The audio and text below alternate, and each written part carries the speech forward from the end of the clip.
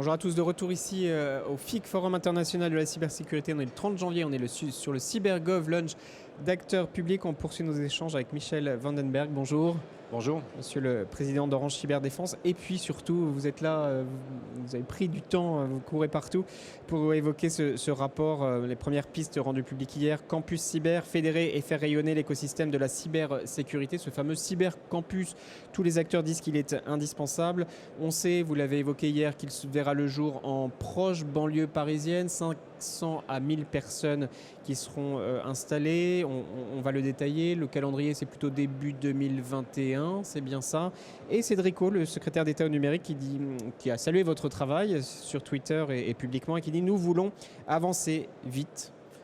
Voilà, bravo pour ce travail. Manifestement, tous les acteurs s'accordent à dire que les choses sont lancées.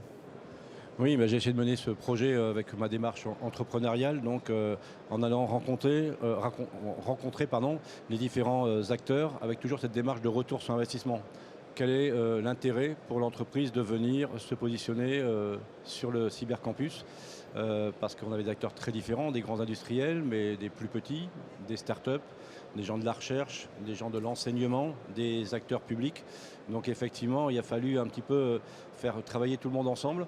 C'était pas évident, hein. On est un peu concurrents. Des cultures différentes, évidemment. Des cultures différentes, voilà. Et on a eu plus de 40 entreprises privées qui ont donné leur go pour positionner des troupes sur un campus qui se veut être un campus opérationnel. Voilà, je ne veux absolument pas que ce soit une galerie marchande avec des enseignes autour de l'Annecy. Ouais. C'est vraiment un endroit où les gens vont venir travailler au quotidien.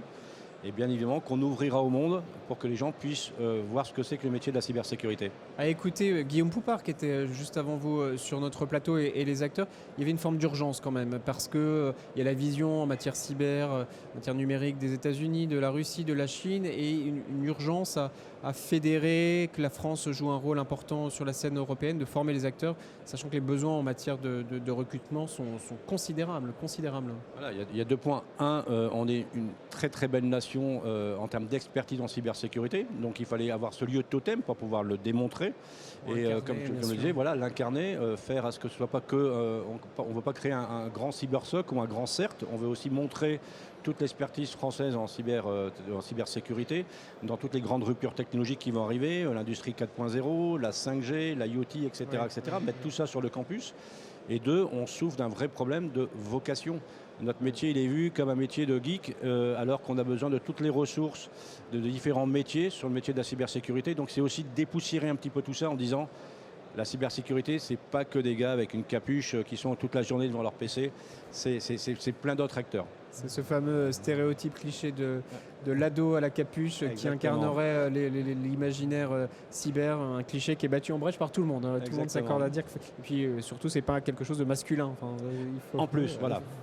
Alors, dites-moi si je me trompe, 50% du budget sera porté par l'État, l'ANSSI sera présent, Guillaume Poupard parlait de 30 à 100 personnes, bon tout ça est à fixer, des acteurs comme Atos, Capgemini, Orange, Thales, mais aussi qui apporteraient entre 80 et 100 personnes, des acteurs publics aussi, il y a l'INRIA, et puis en termes de calendrier, on parle de 2021. Est-ce que j'ai tout bon pour l'instant ? Tout bon, voilà. En fait, c'est ma mission maintenant qui passe en phase d'opérationnalisation, donc je vais aller rencontrer les différents acteurs et maintenant rentrer vraiment dans le dur, dans le concret. Combien de personnes vont être positionnées sur le campus et quand ? En fonction de ça, j'aurai une image très précise du nombre de mètres carrés qu'il nous faut. Oui. Je vais monter un business plan, comme je l'aurais fait si j'allais présenter mon projet de m'installer auprès de mon employeur. Voilà. Combien ça coûte, quand est-ce qu'on peut le faire, quels sont les endroits disponibles, proposer 2 ou 3 alternatives au comité sur lequel on travaille aujourd'hui pour fixer le lieu, pour essayer de démarrer très très vite. Si on veut ouvrir le campus au premier trimestre 2021, ça veut dire qu'on parlera au moins de 10 000 m². Quoi. 10 000 m², c'est 10 mois de travaux. Donc ça veut dire qu'il faut que je trouve le lieu très très vite maintenant. Vous avez une idée, j'imagine ? Proche banlieue, il n'y a pas de 36... Proche banlieue et plutôt dans l'ouest que dans l'est, ouais, pour rien vous cacher. Voilà. On veut vraiment être... On dessine à peu près... On a eu une forte pression des startups qui nous ont dit on est dans Paris. Très souvent, on est hébergé dans des incubateurs qui nous donnent des locaux assez somptueux, sympas. et on ne paye pas de loyer. Donc Michel, quand même, dans ton challenge pour nous faire venir, il ne va pas être aussi simple que ça. Non, mais en termes d'attractivité pour un territoire d'accueillir le cybercampus, je pense qu'il y a beaucoup de collectivités, beaucoup de territoires qui ont envie de vous accueillir et pas qu'à Paris. Bien sûr. Il y a beaucoup de gens qui nous appelaient à la rédaction pour savoir ce que ça donnait parce que des régions veulent aussi avoir des antennes régionales de ce cybercampus et ça tombe bien puisque vous prévoyez des antennes régionales. Alors, sur des enjeux de défense nationale du côté de Rennes, ça fait sens évidemment. Rennes et la Bretagne est à la pointe sur ces enjeux-là. Protection SI plutôt en Rhône-Alpes. Quelque chose du côté de Lille peut-être, possiblement. Voilà. Akimura était très désireux en tout cas. En tous les cas, ce que je veux exprimer, c'est qu'on ne veut pas que le campus soit incarné par un lieu parisien jacobin et que ce campus il soit sur plusieurs lieux. Et effectivement, on a les régions qui se sont manifestées. Donc, la Bretagne, bien évidemment, avec tout ce qui est traitement des données sensibles, on va dire, voilà, ils étaient déjà positionnés. D'ailleurs, ils n'avaient pas attendu après nous pour pouvoir créer un peu ce cybercampus en Bretagne.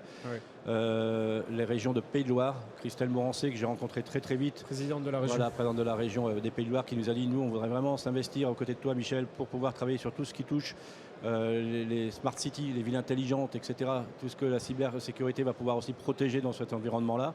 Et puis la région des Hauts-de-France. J'étais encore hier avec Xavier Bertrand qui me dit Michel, qu'est-ce que tu as besoin pour qu'on démarre? Voilà, donc on sent quand même que ce ne sera pas un projet que parisien et que ce campus, en fait, il sera national, réparti sur plusieurs endroits et pour amener la cybersécurité au plus proche des transformations numériques et au plus proche des régions. C'est d'autant plus nécessaire on a pu dire parfois que ces enjeux cyber étaient sans frontières.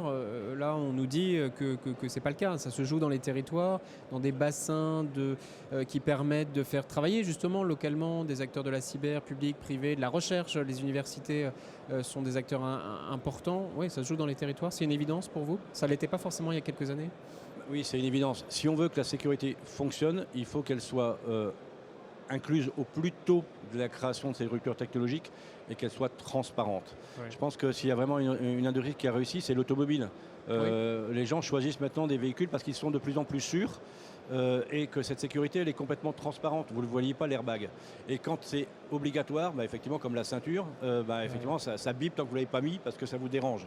Mais 95% de la sécurité d'un véhicule est complètement transparente et n'agit que quand il y a besoin pour l'utilisateur. C'est ça qu'on doit créer et arrêter à ce que les gens de la cybersécurité soient les monsieur non au progrès. Ouais. On doit l'accompagner, le progrès. Marier définitivement innovation et sécurité. Absolument. Ce n'était pas tout à fait le cas il y a quelques années, mais là on voit, Guillaume Poupard nous disait.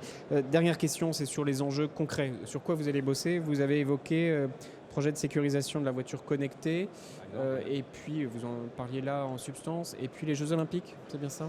Alors en fait voilà, le cybercampus, on veut que ce soit une vitrine de l'expertise française en cybersécurité, donc, et que ce ne soit pas uniquement, comme je l'ai expliqué tout à l'heure, un grand CERT avec que des gens derrière des écrans qui font de la détection. Oui. Donc c'est d'avoir des plateaux projets sur tout ce qu'on peut amener en cybersécurité sur les ruptures technologiques, donc on parlait... Le CSF là dit on va travailler pour montrer comment on peut bien sécuriser ensemble les Jeux Olympiques. S'il y a une équipe projet qui doit se créer, on la mettra sur le cybercampus. On parlait justement du véhicule autonome. Effectivement, s'il y a plusieurs acteurs qui travaillent sur le sujet de comment on va sécuriser les communications, par exemple, entre le véhicule et puis le concessionnaire, etc. Peut-être qu'on peut le faire sur le cybercampus. Ça fait sens. Voilà, avoir vraiment des projets concrets qui soit réalisé sur ce cybercampus. Bon, on va suivre tout ça tout au long de l'année 2020. Je vous laisse parce que vous avez plein de rendez-vous. Juste la prochaine étape, c'est quoi? Quand est-ce qu'on saura le fameux endroit de l'Ouest parisien? Voilà, vraiment ma mission là, c'est quelques semaines. Ouais, dans les 2 mois qui viennent, on va dire. D'accord, on va suivre tout ça. Merci beaucoup d'être venu témoigner sur le plateau d'Acteurs Publics. Merci de nous avoir suivis ici au FIC.